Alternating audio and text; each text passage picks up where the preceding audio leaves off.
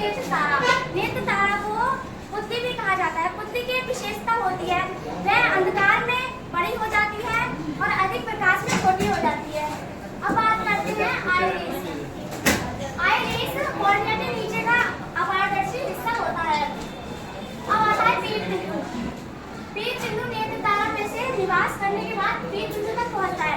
पीठ बिंदु पर प्रकाश का कोई प्रभाव नहीं पड़ता और इस पर प्रतिबिंब उल्टा बनता है। अब बात करते हैं नेत्र से देखा कैसे जाता है। किसी वस्तु से प्रकाश की किरण चलती है, वह पीठ बिंदु तक पहुंचती है जहां वस्तु का उल्टा प्रतिबिंब बनता है। पीठ बिंदु के बाद यह प्रकाश सिरे से मस्तिष्क तक पहुंचता है, जिससे वस्तु अनुभव के अनुसार सीधी बनती है। धन्यवाद। ऋणायन होता है, धनायन होता है।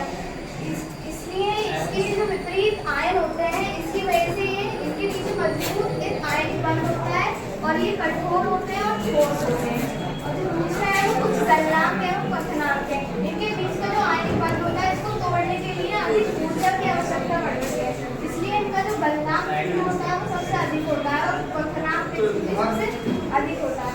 जो तीसरा है वो जल में घुलनशीलता।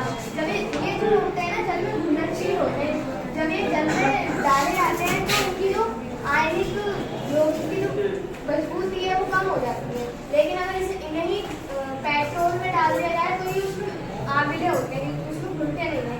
जैसे कि अगर हम नमक को पानी में घोलेंगे तो वो घुल जाएगी, लेकिन अगर हम तेल में घोलेंगे तो नहीं घुलेगी।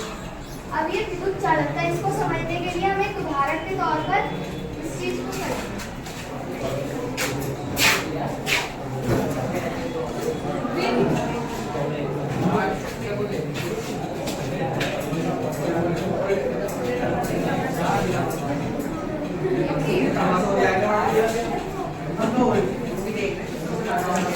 ये पानी है।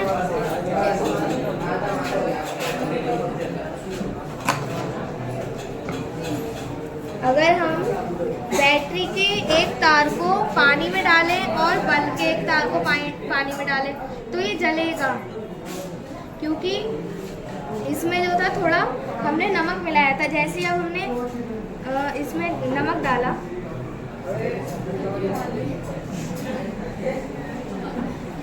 तो ये जलने लगा।